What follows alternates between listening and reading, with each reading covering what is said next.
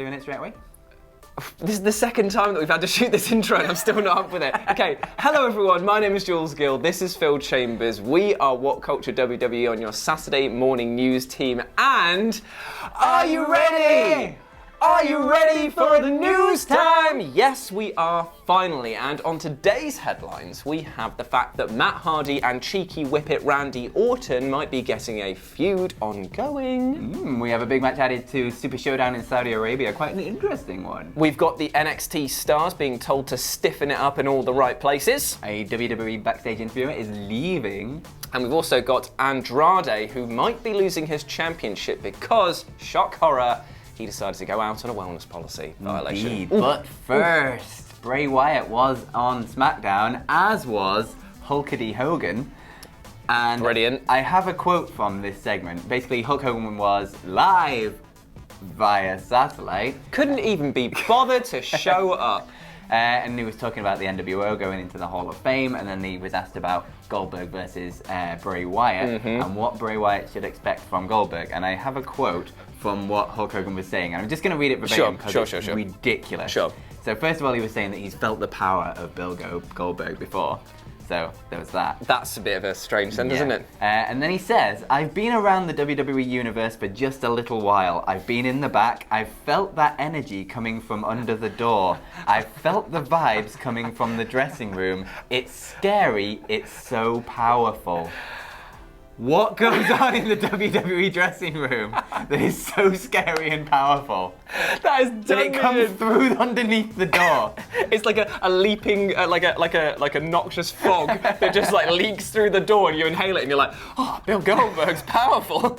Like it sounds like he's taken some of whatever the Ultimate Warrior was smoking back in the day. Anyway, that's not the news. I just thought that was ridiculous. Is definitely the news. That's mad. The man's mad. Why? Right? Can I just say why was he chosen to do this segment? If there's a person that does not reflect putting someone else before yourself on Valentine's Day and showing love to your fellow man, it's not Hulk Hogan.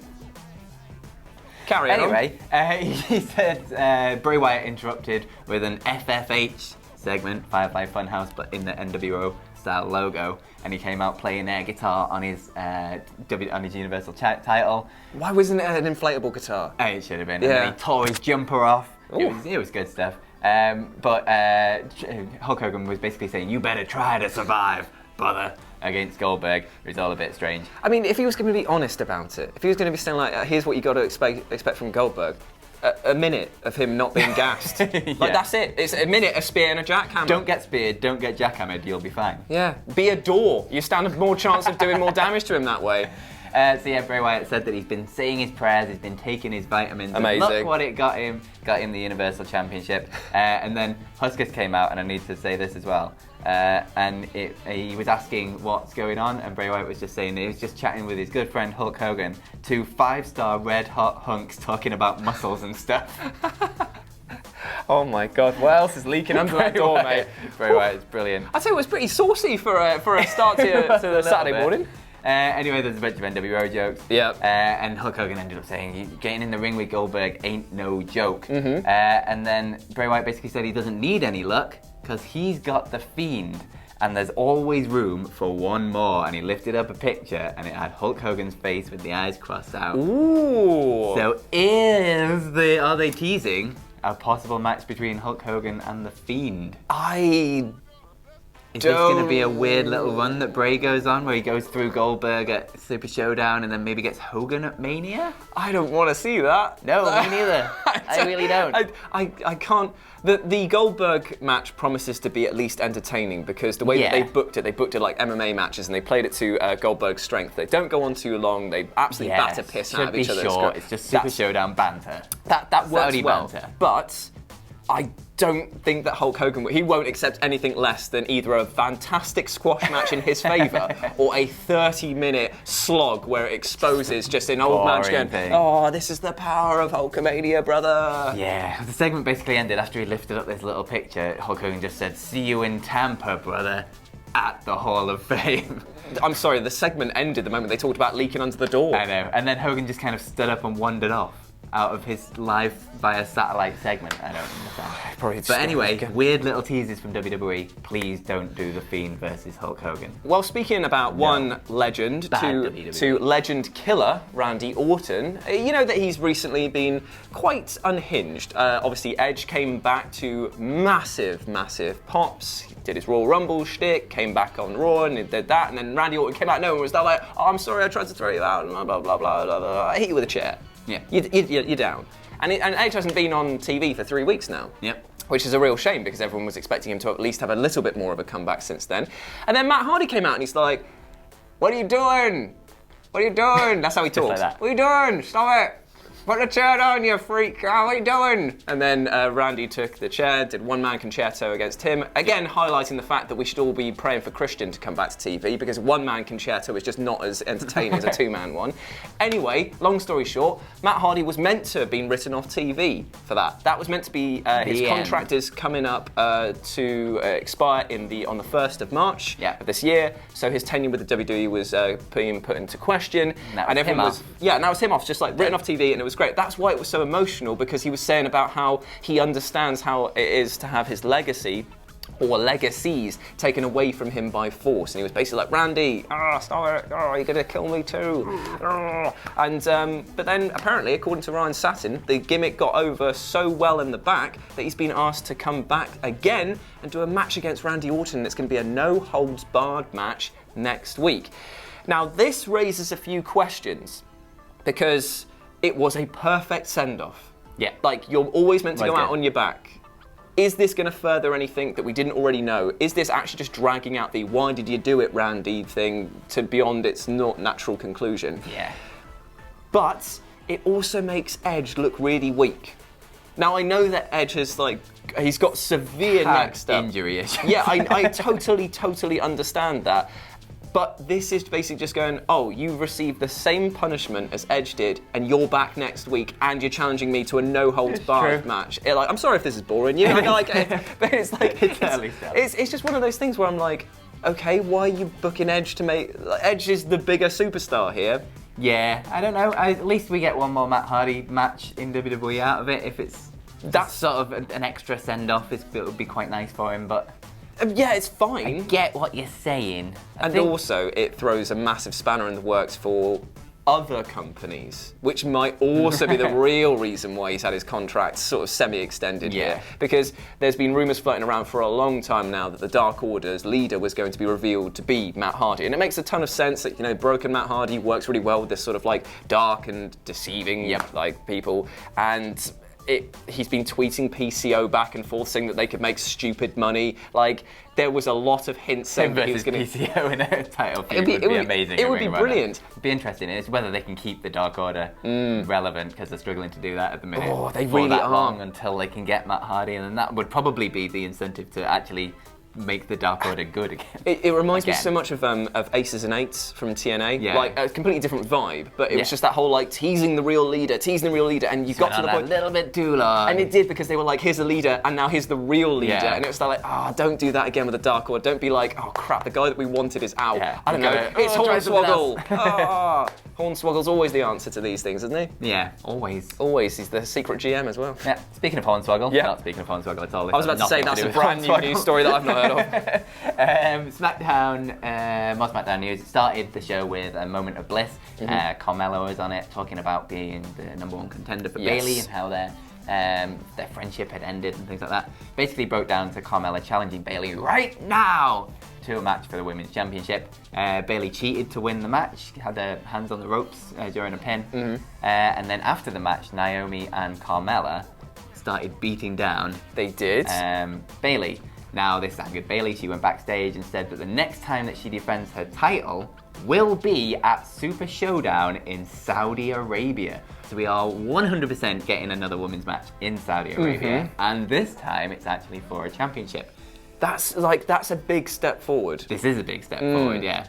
We'll wait and see what the actual match is going to be like, because the last one was a bit weird. Well, they had to play it so safe, didn't they? Played it very, very safe. I can understand. And now with such a sort of heel character in Bayley, although Lacey Evans was a massive heel character at the time, and they just kind of gave that up for this Saudi show. I mean, it would be a massive honour for Bayley to be able to do that, and I feel like it's definitely the right step forward because they need to normalise that. If they're going to bring their product over, it needs to be respected across the board. I understand why for people in Saudi Arabia it might be a very different thing for them, but it's so strange as the rest of the world looking in on that to be like, why do you have such a problem with this? It's a real bad luck for WWE if they weren't actually able to manage to pull this off. I mean, the whole deal, as we've discussed many, many times, especially go watch Adam Cleary's breakdown of the whole sort of deals and all of the shady stuff that was going on behind there. The whole thing is laced with a negative connotations, but if they can at least normalise it so that they're presenting the same product over here as they are over there, and get these tiny little positives out of it. Like, they are huge step forwards, really. Like, I know it must, like, I assume that there are some people watching this going like, well, why is it such a big deal over there? It's just their culture, and like, it would be wrong for me to sit here and just be like, that's completely wrong because it's their culture. It's not.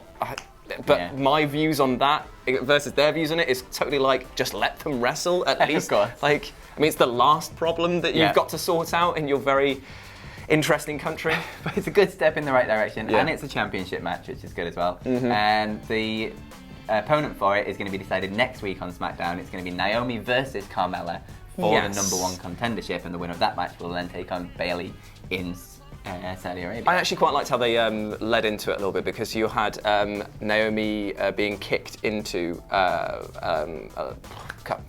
Carmella. Yes, and it was like, that was basically to set it up the sort of that they are not on the same page, and I was like, oh, that's cool. That like, without having to say any words, they've set up the fact that there's a rivalry that's going to be popping off from that. So that'll be interesting to see where they go from that. But speaking of next week on WWE, I'll run through this quickly. Sure. Also, Goldberg is going to be on SmackDown next week. They say live, whether it's live via satellite, again, who the hell knows? True. But I've got a press release about what's happening on Raw, and I'm just going to read out the press release because I was just going to give you like the matches, basically. Okay. And then I read the press release, and it's so bad the way it's written. I don't understand how it can be this bad. So I'm just going to read it out. Okay.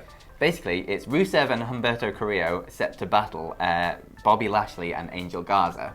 Right. And then the blurb for it is, if looks could kill, well then Lana would already be counting a victory for Bobby Lashley and Angel Garza. No idea. Who wrote this? What the hell? What luck? And the match hasn't even happened. What the hell? What the hell? On Monday Night Raw, however, the real contest will be decided in the ring, as Rusev and Humberto Carrillo will face the Almighty and the Man's Man. Lana set the stage for Lashley and Garza to combine forces in an effort to take out each of their enemies in one fell swoop. Zelina Vega was quick to put any rumours to bed and kept Valentine's Day a strictly business holiday. What the hell is New Lashley? What? Is this still now going Lashley on? and Garza will now have to back up the social media talk in a highly personal tag team match. Who will emerge victorious among these newly formed alliances? This sounds awful. Like the worst blurb on the back of the bad. like you know when you go and you want to say like you want to watch snakes on a plane. Yeah. You know, you sometimes go to the movie section. It's like snakes on a train. Yeah. Or like anacondas on a train or whatever. Yeah. Like the rip off. That's the type of blurb that I expect on the back of that. Yeah. This is like There's just so many levels of bad to that, and it goes on as well. Oh, there's more. Also Sick. on Raw, Seth Rollins is to hold a sermon on Monday Night Raw. Come one, come all. The Monday Night Messiah is holding his first sermon. Hot off the heels of a decisive, if slightly underhanded, 8-man tag team victory, Seth Rollins will host a sermon this Monday on Raw. What exactly the Monday Night Messiah will preach to the masses is anybody's guess, and Rollins is keeping his cards close to the vest on this one. Nevertheless, this Monday he intends to lay out the path to salvation before us. Who will walk it? Can I just borrow your yawn that you had earlier? Because that was awful. Like that, I'm sorry. Official press release. I know you tried your best to make Bad. that. Like, can we also just say that the Monday Night Messiah thing's bollocks? Absolute bollocks. Like, he keeps on talking around saying that the fans gave him that. No, they didn't. Yeah. You started calling yourself that. It's like that kid who shows up to school and is like, oh, call me Spider. No one's going to call you Spider. What's next? Stupid What's prick. next, Spider? Stupid prick, Seth Rollins. Anyway, right. Talking of laying into somebody, let's talk about laying into the NXT superstars. Hey. So look at that segue. So basically, you ever been watching NXT and thought to yourself, oh, the match types here seem a bit more stiffer than Yeah, the a bit product more that's on. aggressive. Yeah, a lot. Strong style. Yeah, very like they reminiscent of Strong Style. Yeah. And there is actually a reason for that. It's not just the fact that it's the indie talent that makes up the gold and black brand. It's the fact that they have been told by the higher-ups to start doing stiffer matches because they want to showcase a product that is closer to the independent circuit that reflects the talent that's made up from it. Now, I kind of understand that because you've got all of these talents here. They come in, they've got completely different styles, and you want to basically teach them the WWE way to get them onto the brand roster. But what really resonates with the fans, what gets these white-hot followings in the first place, is showcasing off talent that is unrestrained, unrefined in some places, very, very like strong style. Yeah. But it also helps attract other talent, because if you're working for like New Japan, Ring of Honor, wherever, and just go like, oh, I don't really like the WWE products on Raw and SmackDown, but NXT, like that's the sort of like style that I can wrestle, and that is a good foothold into the rest of the company. So bizarrely, they're not telling the people that are on the main rosters to maybe stiffen it up a little bit because of the fact that you would actually get a bigger drawing if you did.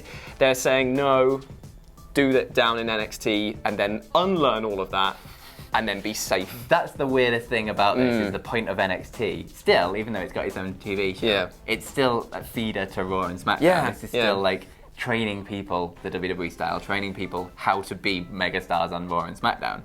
Very bizarre. And yet they're telling them to go about this in a wholly different way that they won't be able to do on Raw and SmackDown. I think as well that it's like, because Brian Alvarez on the Wrestling Observer like reported all of these findings about the laying into one another. But I just think to myself, it's a very short-term grab for all this attention, because the dates that you have to work if you get up onto the main stage, even if you're on NXT week to week, it is every week you've got to wrestle. Those matches definitely take a toll. Everyone loves New Japan, but the seasonal way that they do their product, it kind of like lets them relax and rest, and they're not always in the main event all the time. They've cycled through a lot of different storylines.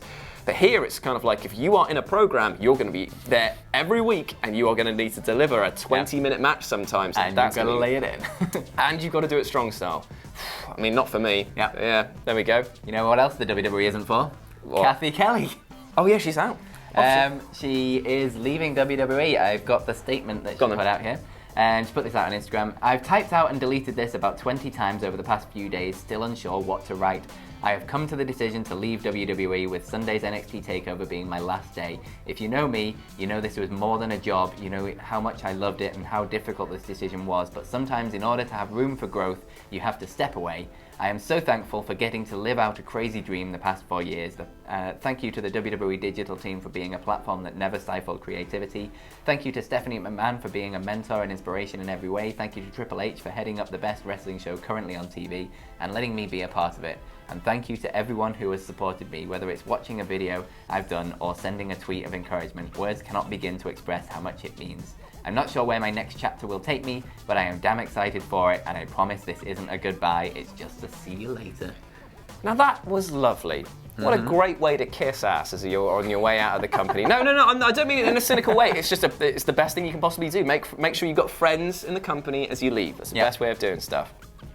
Bit strange that she's not announced what she's going to do next, though. That's the weird thing. If you had something that you were going to, because that definitely seems pushed before you have to jump. Well, according to backstage sources, PW Insider have said that it's not a case of WWE letting her go. Okay. She asked for a release a couple of weeks ago, and they've what was the term? They've respected her decision to leave, so it's not a case of her being pushed. Interesting. She's been with WWE since 2016. So she's been there 4 years. Before that, she was with Championship Wrestling from Hollywood, and before that, AfterBuzz TV. So she's got a lot of experience. And where she goes to next, I don't know. But maybe it's a case of Renee Young has the top spot in that field in WWE, and probably isn't going anywhere anytime soon. And if she wants that sort of extra career growth to get to that next step, maybe she just needs to physically go somewhere else. I mean, that's something that we don't often consider, is the fact that there is a massive glass ceiling on the talent that's outside of the ring as well. Like, you've got to think that for every writer there that's aiming to be the head of writing or head of creative, you've got to go through, like, you're going to hit that ceiling pretty quickly, because it's just when you're up against someone like Renee Young, who's basically the Rock of backstage interviewers, she's that top level. She's so likable as well. No offense to everyone else, but it's like they seem in a charisma deficit when they're near her, and I'm just like, oh no. So it must be hard to go I'm not going to surpass this. Maybe I Yeah. should go elsewhere, and then I can like get better through going. Actually to other makes a lot of places. sense that way. So good luck to Cathy Kelley and whatever she ends up doing. Indeed, but if you're wondering, while one person's going out, another person is coming back in, which is our final story, talking about Andrade. Now, you may remember that he violated his wellness policy and was given a 30-day suspension. That 30 days is coming to an end on I think it's the 27th of February, which just so happens to be the Super Showdown. So I think that he will be returning on that date as well. Now, the question is, he is still the United States champion. Yep. And the WWE does have a habit of punishing those who violate the policies when they come back, if they're holding belts, to drop them straight away. Yep. It's a rumour that he might be doing the duty for someone else to pass on the belt. I mean, it's not necessarily guaranteed because, I mean, he is dating Charlotte. Well, is he married to Charlotte Flair now? Dating Charlotte Flair? They're entwined, so They're in love. he's pretty protected right now, so he might be able to Paul get... Heyman really loves him as well. Yes. Which helps. Yes, it does indeed. But obviously you've got Humberto and you've got Rey Mysterio that have been itching to get back on that scene as well. Yeah. If they were planning it right and they had to make him drop the belts, which maybe you should, because being a champion and violating your wellness policies for whatever reason he's done probably isn't the best message you want to send forward.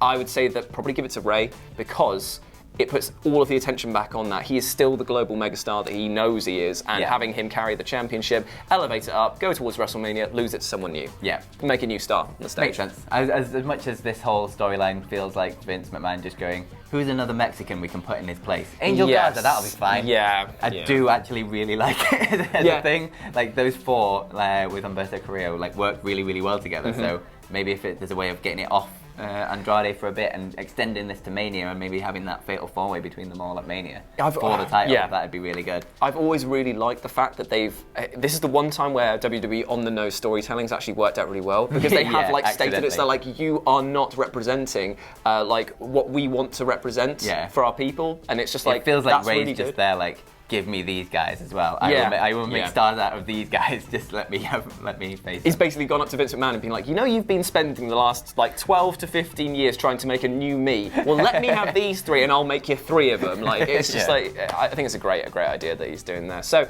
that's the news. Will he drop the belt? He may do, but who do you think he would if he had to do the honours? Let us know down in the comments section below. Thank you very much for joining us on this Saturday morning news. As always, I've been Jules. You can go follow me at RetroJ with a 0 over on Twitter. You can follow Phil at Phil My Chambers. You are damn right you can. Hope you have a fantastic day, whatever you're getting up to. And remember to tune in to the SmackDown. I was going to say Saturday SmackDown. Saturday SmackDown podcast that we'll be doing later on. So check that out on Acast and wherever you get your podcasts. Indeed. Yeah. And Ups and Downs will be up in an hour or two. Depending on when Excellent. you're watching this, obviously. It could be like 5 hours ago. Who knows? Or it might have been last week. Yep. In which case, why are you In watching which case, this? why are you watching the news a week after it's been out? Have a great day, guys, and we'll speak to you soon. Bye.